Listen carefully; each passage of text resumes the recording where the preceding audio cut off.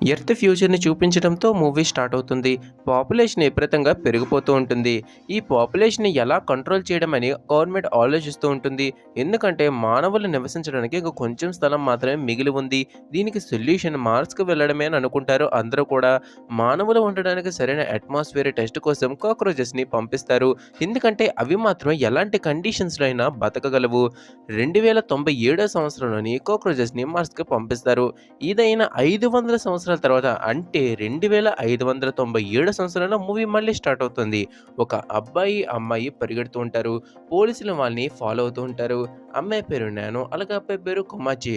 వీళ్ళ మీద murder case ఉంటుంది. అందుకే వాళ్ళని పోలీసులు ఫాలో చేస్తుంటారు. వీళ్ళని ఒక డాక్టర్ పట్టుకుంటాడు. ఇతను గవర్నమెంట్ కోసం వర్క్ చేస్తూ ఉంటాడు.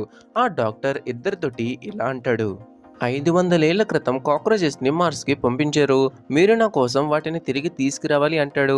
అప్పుడే నేను వాటిలో వచ్చిన చేంజెస్‌ని స్టడీ చేయగలను. తెస్తే మాకేంటని వాళ్ళిద్దరూ కూడా అడిగినప్పుడు మీ మీదున్న మర్డర్ కేస్‌ని నేను తొలగిస్తాను అంటాడు. ఇంకా అలాగే చాలా డబ్బులు కూడా ఇస్తాను అనడంతోటి నానో ఇంకా కొమచి ఇద్దరు కూడా ఒప్పుకుంటారు. వాళ్ళకి 2 ఇయర్స్ పాటు ట్రైనింగ్ ఇస్తారు. 2599 సంవత్సరం నుండి మళ్ళీ మూవీ స్టార్ట్ అవుతుంది. నానో కొమచితో పాటు ఇంకా కొందరు వాళ్ళతో వస్తుంటారు. మొత్తానికి మార్స్‌లో ల్యాండ్ అవుతారు. కానీ వాళ్ళకు షాకింగ్ విషయం ఏంటంటే ఒక్క కాక్రోచ్ కూడా కనపడదు. కొమాచి అసిస్టెంట్‌గా జిమ్ అనే అబ్బాయి ఉంటాడు. జిమ్‌తో తన కెప్టెన్ కూడా వెళ్తున్నప్పుడు వాళ్ళకి ఒక క్రియేచర్ మనిషిలాగే ఉన్నట్టు కనిపిస్తుంది. కానీ సగం కాక్రోచ్ లెక్క కూడా ఉంటుంది. ఇంకా చాలా క్రియేచర్స్ అక్కడ పక్కన ఉంటాయి. వాటి చేతిలో వెపన్స్ కూడా ఉంటాయి. ఇంకో పక్క కొమాచి నానో దారిలోని ఇంకో క్రియేచర్ ఎదురవుతుంది. భయపడి స్టాచ్యూ లాగా ఉండిపోతారు. ఆ క్రియేచర్ వీళ్ళ వైపే వస్తూ ఉంటుంది. వితిన్ సెకండ్స్‌లో నానో మెడని విరిచేస్తుంది. అలాగే వెంటనే మాయమవుతుంది. ఇదంతా ఎన్ని నానో సెకండ్స్‌లో జరుగుతుంది అంటే కొమాచి అబ్జర్వ్ కూడా చేయలేకపోతాడు. నానోను స్పేస్‌షిప్‌లోకి తీసుకువెళ్తారు. డాక్టర్ కన్ఫర్మ్ చేస్తాడు అటాక్ చేసిన క్రియేచర్ ఖచ్చితంగా కాక్రోచ్ కంటే చాలా ఎక్కువని. మార్స్ మీదకి పంపిన కాక్రోచెసే ఈ క్రియేచర్స్. అట్మాస్ఫియర్ చేంజ్ ఎఫెక్ట్ వల్ల చాలా పెద్దవిగా అయ్యాయి. వాటికి చాలా పవర్స్ కూడా అలాగే థింకింగ్ ఎబిలిటీ కూడా వచ్చి ఉంటుంది. వాటిని ఎలా యూజ్ చేయాలో కూడా వాటికి తెలుసు. వాటితో ఫైట్ చేయడానికి ఒక్క మార్గమే ఉందని, నేను ఇంజెక్షన్ ఇస్తా దానితో నువ్వు కూడా పవర్ఫుల్గా అవుతావంటాడు. కాక్రోచ్‌కున్న పవర్స్ మీకు కూడా వస్తాయి అంటాడు.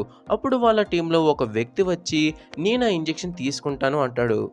ఇంజెక్షన్ తర్వాత తనకు పవర్స్ రావడం మొదలవుతాయి. తన చేతి నుండి మంట వస్తూ ఉంటుంది. తన ముందే ఉన్న క్రియేచర్‌ని అతి దారుణంగా చంపేస్తాడు. వెంటనే ఇంకొక క్రియేచర్ స్పేస్‌షిప్‌లోకి దూరి చాలా మందిని చంపేస్తుంది. వెంటనే కెప్టెన్ ఇంజెక్షన్ తీసుకుని పవర్‌ఫుల్‌గా మారతాడు. ఆ క్రియేచర్‌ని కూడా చంపేస్తాడు. వెంటనే ఆ కాక్రోచ్ ఆర్మీ మొత్తం స్పేస్‌షిప్ వైపు వస్తూ ఉంటుంది. స్పేస్‌షిప్‌తో ఎస్కేప్ అవుదామని అందరూ కూడా డిసైడ్ అవుతారు. కానీ స్పేస్‌షిప్ ఎర్రర్ చూపిస్తూ ఉంటుంది. వెంటనే పాత స్పేస్‌షిప్‌లోకి వెళ్ళాలని అందరూ కూడా డిసైడ్ అవుతారు. కానీ కొమాచి చాలా సాడ్‌గా ఉంటాడు. నానో చనిపోవడంతో నాడి బాడీ దగ్గరికి వెళ్ళి నేను మళ్ళీ నీ దగ్గరికి తిరిగి వస్తానని చెప్తాడు. అదే టైంకి నానో బాడీలో కొన్ని చేంజెస్ వస్తూ ఉంటాయి. అందరూ ఎస్కేప్ అవుదామని రెడీ అవుతూ ఉంటారు. అదే టైంకి కాక్రోచ్ ఆర్మీ అటాక్ చేస్తుంది. వెంటనే టీంలో ఇంకో మెంబర్ ఇంజెక్షన్ తీసుకుని ఫైట్ చేస్తూ ఉంటారు. అలా ఫైట్ చేస్తూనే వెహికల్లో ఎస్కేప్ అవుతూ ఉంటారు. కానీ ఈలోపే ఇంకో ఆర్మీ రావడంతో ఇంకో ఇద్దరు అమ్మాయిలు ఇంజెక్షన్ తీసుకుంటారు. క్రియేట్ చేస్తా ఫైట్ చేస్తారు కానీ అవి వీళ్ళ కన్నా చాలా స్ట్రాంగ్గా ఉంటాయి.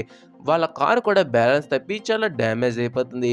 వెహికల్ నుండి ముగ్గురు టీమ్మేట్స్ కింద పడతారు. క్రియేచర్స్ ఆ ముగ్గురిని కూడా అతి దారుణంగా చంపేస్తాయి. పాత స్పేస్‌షిప్‌లోకి వెళ్ళి ఎర్త్‌కి సెట్ చేస్తారు. కానీ ఈలోపే కొన్ని అరుపులు వినిపిస్తాయి. ఏంటని చూస్తే వాళ్ళ ముగ్గురు టీమ్మేట్స్‌లో ఇద్దరు చనిపోయి బాడీలు కనిపిస్తాయి. కానీ మూడో వ్యక్తి ఎక్కడున్నారో ఎవ్వరికీ తెలీదు. కొమాచి ఇంకా ఇద్దరు మాత్రమే మిగిలి ఉంటారు. మొత్తం ముగ్గురు ఇంజెక్షన్ తీసుకుని కోపంతో క్రియేచర్స్‌ని చంపడం మొదలుపెడతారు. ఈలోపు ఒక క్రియేచర్ కెప్టెన్‌ని చంపడానికి వెళ్తుంది. కానీ ఆ క్రియేచర్‌లోంచి టీమ్మేట్స్‌లో ఇంజెక్షన్ తీసుకున్న అమ్మాయి వస్తుంది. టీమ్మేట్‌గా కెప్టెన్‌ని సేవ్ చేయడం మానేసి కెప్టెన్‌ని తిరిగి షూట్ చేస్తుంది. తర్వాత పక్కన ఉన్న అమ్మాయికి నీళ్లు జల్లి లేపుతుంది. అప్పుడే మనకు అర్థమవుతుంది ఏంటంటే ఈ ఇద్దరు కూడా డాక్టర్ కోసం పని చేస్తున్నారని. ఒక ఎగ్ గురించి మాట్లాడుకుంటూ ఉంటారు. ఆ ఎగ్ నుంచి 2 క్రియేచర్స్ బయటకు వస్తాయి. స్పేస్‌షిప్ ఎర్త్ వైపు సెట్ అయి ఉంటుంది కాబట్టి ఆ క్రియేచర్స్ అన్నీ కూడా స్పేస్‌షిప్ మూవ్ అవడంతో అరవడం స్టార్ట్ చేస్తాయి. ఆ అరుపులు విని క్రియేచర్స్ అన్నీ కూడా స్పేస్‌షిప్ వైపు వెళ్తూ ఉంటాయి. కానీ కేవలం సేవ్ చేయడానికి ముగ్గురు మాత్రమే మిగిలారు.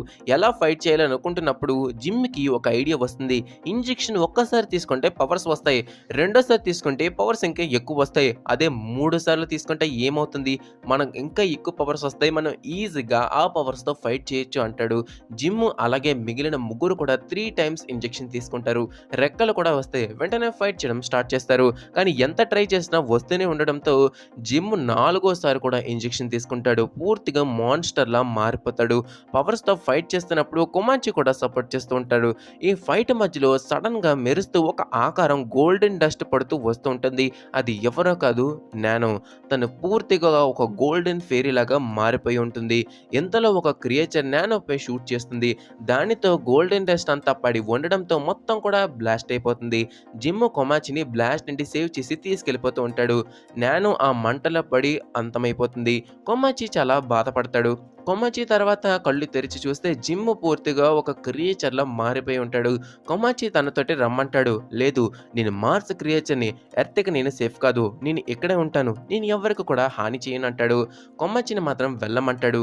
కానీ తనకి ఇష్టం లేకపోయినా సరే వెళ్ళిపోతాడు. తన ఫ్రెండ్ నానో అలాగే తన బెస్ట్ ఫ్రెండ్ జిమ్‌ని కూడా కోల్పోయి ఉంటాడు. కొమాచి అలా స్పేస్‌షిప్‌లోకి వెళ్ళిపోతాడు. తరువాత డాక్టర్‌ని చూపిస్తారు. ఈ స్టోరీ అంతా చెప్తూ ఉంటాడు. లైవ్ టెలికాస్ట్ కూడా అవుతూ ఉంటుంది. గవర్నమెంట్‌కి వాళ్ళ టైం ఇంకా మనీ వేస్ట్ అయిందని అర్థమవుతుంది. వాళ్ళ మిషన్ ఫెయిల్ అయిందని గవర్నమెంట్ డాక్టర్‌ని చంపేయమని ఆర్డర్ ఇస్తుంది. డాక్టర్ ప్రజల లైఫ్‌తో ఆడుకున్నందుకు ఈ శిక్ష అంటుంది. డాక్టర్ అసిస్టెంట్ డాక్టర్‌పై చాలా కోపం తెచ్చుకుంటుంది. తనని షూట్ చేస్తుంది. కానీ డాక్టర్ ఇలా అవుతుందని ఎప్పుడో ఊహించుంటాడు. అందుకే బుల్లెట్‌ని కంట్రోల్ చేస్తాడు. తర్వాత స్పైడర్ గన్‌ని విసురుతాడు. దాని నుంచి వచ్చే గ్యాస్ వల్ల తను చనిపోతుంది. డాక్టర్ కూడా ఎస్కేప్ అవుతాడు. ఈ సీన్ తోటి ఈ మూవీ అయితే ఎండ్ అవుతుంది.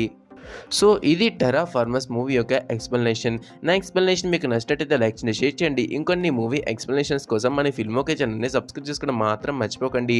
So that's it for the explanation. Thank you for watching the video. జై హింద్.